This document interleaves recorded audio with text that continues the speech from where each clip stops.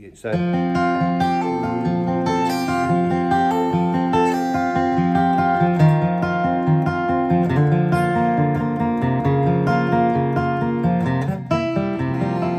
and the E3DE.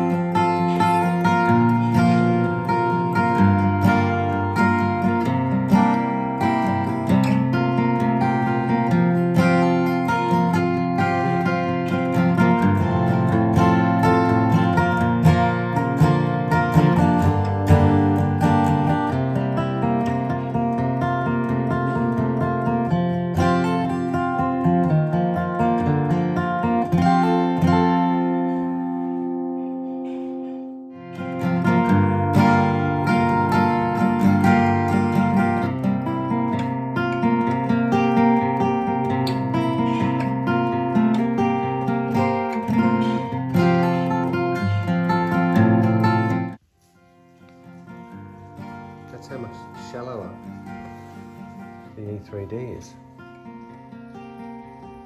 Yeah, so look at that. I've got them pretty much level here. And so the top bout, look at that. They can't be right, it's more like that.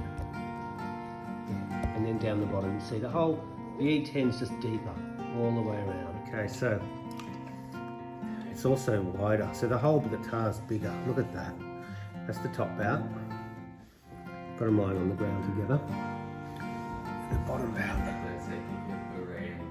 Wow.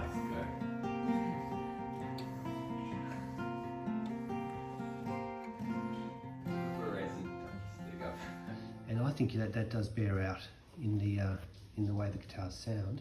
And just a little bit of comparison here. This is the Adirondack, very aged yellow, and it's quite fine grained for Adirondack, especially in here. Look at that. Whereas this guy, as I say, is a streaky, big, wide-grained piece of Sitka. I mean, not a very pretty, and by guitar standards, I guess not high quality. It's got a little bit of a wave in the grain there. Gets tight in the middle, and then look at this guy. Oh, I don't know how old it is now. 15 years, maybe. There, you can see that little bit of. It's kind of pulls out from where it's glued on to the bottom there. There's a big block at the bottom. There's your E10D. Now over the years, yeah, the saddle's come down a fair bit. And the E3, I actually just took the saddle down, not from the bottom, I didn't sand it from the bottom, I just gently shaved a little bit off this E side. Because what I found was it was a bit relatively high on that side compared to the high E. What I like about this guitar is it's got a slightly deeper depth here. As much as I quite like it, it's actually a little bit chunkier than the old E10D here. So yeah, in retrospect, this was actually quite a slim neck.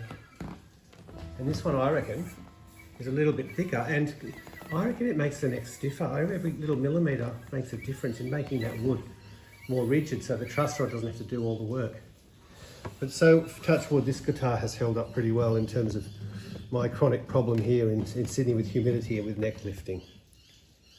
So yeah.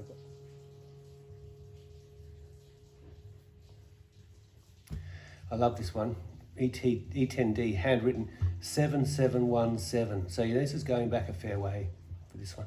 Probably one of the very early E series where they squared off the headstock. Prior to that, they had the rounded top. And they also used to have the truss rod up the top here. So with the vintage series, the E series, they brought the truss rod adjustment under here, and you know, really went for the straight Martin copy.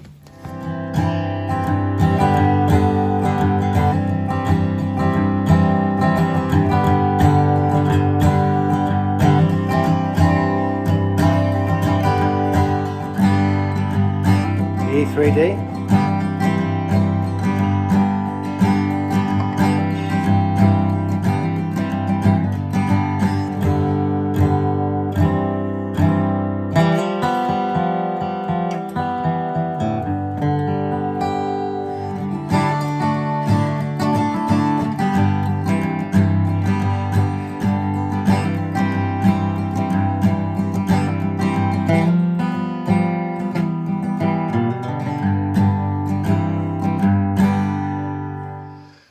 One of my favourite parts of the E10D is the back of the headstock here with the volute, and it's really nice the way they've carved this in here. And you can see here the ebony, and everything's nice and aged on this guy. And then you've got this one here, it's plainer, and you've also got probably the same chunk, same depth of ebony there on the fretboard. And there's the back. So obviously that's the nitro, shiny, high gloss, and the open pore satin. Satin open pore on the back there, and gloss on this guy. Now both these guitars are quite old strings, and this is the second, well, I had this repaired once before, and when this was glued back down, and also a couple of braces were replaced, it changed the sound a lot, and it was kind of choked up, and it took a long time to open up again. And even to this day, it's got a mid-rangey, I don't know, it's hard to describe this. And the other thing I'd observe about this guitar is, I don't know, it's temperamental. Like sometimes you pull it out of the case and it doesn't sound very good. And then you play it for a day, or maybe it's the temperature, it just starts to sound like a beast. And the other day I was playing it and I just was tuning into the fat bass on the guitar. And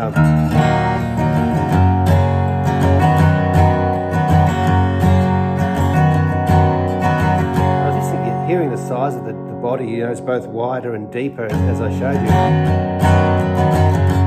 It's mighty.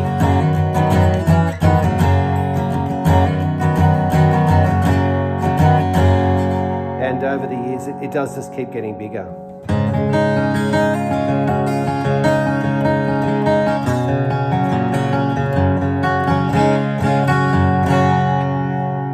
So that's an E flat there.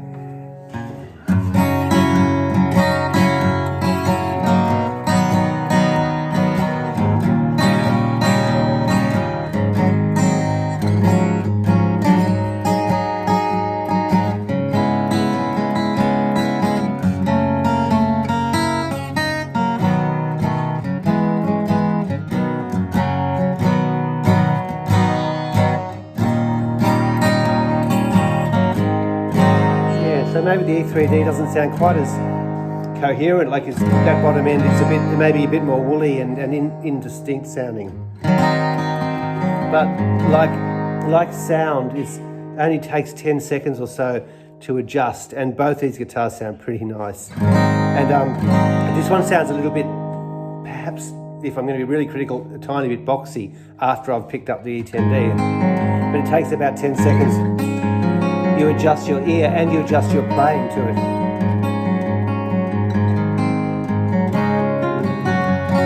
But I mean, I guess getting back to the point of this video is, are these really the same type of guitar? I mean, yes, they're both called Dreadnoughts, but really, would you call it a Dreadnought Plus? And are they different enough in size to really be considered a different guitar altogether? So this one really perhaps is producing a spectrum of sound that's more coherent, whereas the E10D has that extra bottom end, and that's really the bluegrass, the goal of the bluegrass guitar. So I think that bigger dimension is bluegrass, and maybe Eastman just need to have those two categories.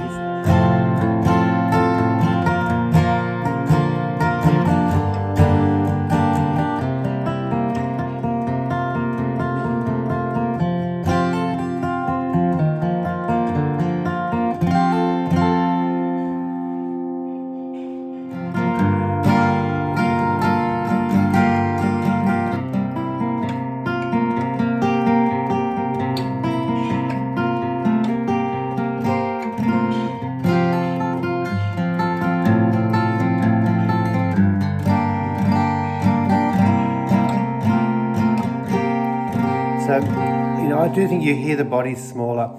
It's a little bit more focused sound coming out, but it's warm. But this guitar is very pleasant to play. And when I first got it, I've read some stuff online from the about the Taylor guitars that come with this Avant back and sides, and a couple of people said, oh, they sounded a bit sterile. It was neither mahogany nor rosewood, and it left them cold. And I thought this guitar might have been a bit that way, but it's just continued to open up, and it's actually got a real warm, full mid-range, and it's actually very nice. And it's a bit of nice quality to that tone. And I think that's the Sitka.